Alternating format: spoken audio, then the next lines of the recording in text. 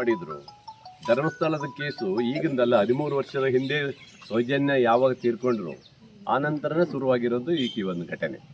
ಅದು ಹಾಗೆ ಹೊಗೆ ಆಡ್ತಾ ಇತ್ತು. ಅಲ್ಲಿಂದ ಕೆಲವು ವ್ಯಕ್ತಿಗಳು ಸೌಜನ್ಯ ಕೇಸ್ ಇಟ್ಕೊಂಡು ಹೋರಾಟ ಮಾಡ್ತಾ ಇತ್ತು. 2-3 ವರ್ಷದ ಈಚೆಗೆ ಜಾಸ್ತಿ ಮಾಡಿದರು. ಭಾರಿ ಹೋರಾಟದಲ್ಲಿ ಗಲಾಟೆ ದೊಂಬಿ ಎಲ್ಲ ಆಗ್ತಾ ಬಂದವು. ಅದನ್ನೇ ನೆಪ ಇಟ್ಕೊಂಡು ಏನಾಯಿತು, ಅದ್ರ ಬಗ್ಗೆ ತನಿಖೆ ಆಗಲಿಕ್ಕೆ ಆಯಿತು. ಇವತ್ತು ಅನಾಮಿಕ ಬಂದಿದ್ದ ಏನಂತ ಹೇಳಿದ್ರೆ, ಅವನ ಕೋರ್ಟಿಗೆ ಹೋಗಿ ಆದೇಶ ತಗೊಬಂದ.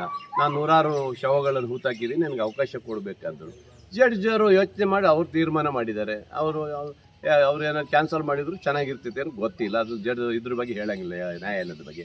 ಬಟ್ ಏನಾಗಿದೆ, ಅವನು ಆದೇಶ ಕೊಟ್ಟರು, ಎಲ್ಲ ಅಂತ ಹೋಗಿ ಇದು ಮಾಡಪ್ಪ ಅಂತ ಕೊಟ್ಬಿಟ್ರು. ಅದರಿಂದ ಶುರುವಾಗಿದೆ ಅನಾಮಿಕನ ಸೃಷ್ಟಿಯಾಗಿದೆ ಅಲ್ಲಿಂದ.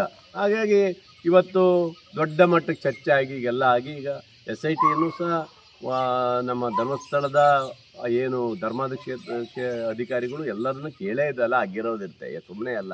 ಇದರಿಂದ ನಮ್ಮ ಉದ್ದೇಶ ಕಾಂಗ್ರೆಸ್ಸದ್ದು ಧರ್ಮಸ್ಥಳಕ್ಕೆ ಕೆಟ್ಟ ಹೆಸರು ಬರಬಾರ್ದು, ಧರ್ಮಸ್ಥಳಕ್ಕೆ ಏನೋ ಅಪವಾದ ಆಗಬಾರ್ದು, ಒಳ್ಳೆ ರೀತಿ ಆಗಬೇಕನ್ನೋ ರೀತಿಯಲ್ಲಿ ತಂದಿರೋದು. ಅದನ್ನೇ ಇವರು BJP ಏನಾಗಿದೆ ಇತ್ತೀಚೆಗೆ, ಅದು ನಾನು ಬಾಯಿ ಬಿಟ್ಟ ಮೇಲೆ, ನಾನು ಒಂದು ಸರಿ ನಮ್ಮ ಶಾಸಕಾಂಗ ಸಭೆಯಲ್ಲಿ ಮಾತಾಡಿದ ನಂತರ ಪಬ್ಲಿಕ್ಕಿಗೆ ಬಂತು. ಅದರಿಂದ ಶುರುವಾಯಿತು. ಬೇಡೂರವ್ರು ಮಾತಾಡೋದ್ರಿಂದ ಅವತ್ತಿಂದ ಶುರುವಾಗಿದೆ. ಅಲ್ಲಿಂದ ಇವ್ರೇನು ಮಾಡಿದ್ರು, ಇದು ರಾಜಕೀಯ ಮಾಡಿದರು. BJPಯವರು ಈ ಒಂದು ಕ್ಷೇತ್ರವನ್ನು ಧರ್ಮದ ಆಧಾರವಾಗಿ ಒಂದು ಹಿಂದುತ್ವದ ಆಧಾರದ ಮೇಲೆ ಇದು ಮಾಡಿಕೊಟ್ರು. ಧರ್ಮಸ್ಥಳ ಇವತ್ತು ಮುಸ್ಲಿಮ್ಸು, ಎಷ್ಟೋ ಜನ ಇವತ್ತು ಮುಸ್ಲಿಮ್ಸು ಧರ್ಮಸ್ಥಳಕ್ಕೆ ಹೋಗ್ತಾರೆ. ಅಂದರೆ ಎಲ್ಲ ಭಾವನೆಗಳು ಇಟ್ಕೊಂಡಿರುವಂಥ ಒಂದು ಪವಿತ್ರವಾದ ಕ್ಷೇತ್ರಕ್ಕೆ ನೀವು ಯಾರೇ ಏನೇ ಹೇಳಿದ್ರು ಏನು ಮಾಡೋಕ್ಕೂ ಆಗೋದಿಲ್ಲ. ಅವೆಲ್ಲ ನೋಡಿ SIT ಇವತ್ತು ಎಷ್ಟು ಅನುಕೂಲ ಆಯಿತಾ, ಆ ಕ್ಷೇತ್ರಕ್ಕೆ ಇರುವಂಥ ಕಳಂಕ ಹೋಯ್ತಾ, ಅದರಿಂದ ಅನುಕೂಲ ಆಯಿತಾ. ಅವನು ನಾನು ಹೇಳಿದ್ದೆ, ಅವ್ನು ಗಲ್ಲಿಗೆ ಏರ್ಸ್ಬೇಕಂತ ಫಸ್ಟ್ ಟೈಮ್ ನಾನೇ ಹೇಳಿದ್ದೆ ಅಲ್ವಾ. ಯಾರ್ಯಾರು ಇದ್ದಾರೆ ಅವರಿಗೆಲ್ಲ ಇವತ್ತು ನೋಡಿ ಎಲ್ಲರ ಮೇಲೂ ಕೇಸ್ ಆಗ್ತಾ ಇದೆ. ಈಗ ಅದು ನಾನು ಹೇಳಿದ್ದಂಗೆ ಆಗಿದೆ. ಅಂದರೆ ಬೊಬ್ಬೆ ಹೊಡ್ಕೊಂಡದ್ದು ಇವರು BJPಯವರು ಸುಮ್ಮನೆ ರಾಜಕಾರಣ ಮಾಡೋಕ್ಕೆ ಹೋದ್ರು. ನಾನು ಹೇಳೋದು, ಒಂದು ದೇವಸ್ಥಾನ ವಿಚಾರವಾಗಿ ರಾಜಕೀಯ ಬೆಳೆಸೋದು ಹೀನತನ ಅಂತ ನಾನು ಹೇಳ್ತೇನೆ. ಅದೆಲ್ಲ ಮಾಡೋದು ಬಿಡಬೇಕು.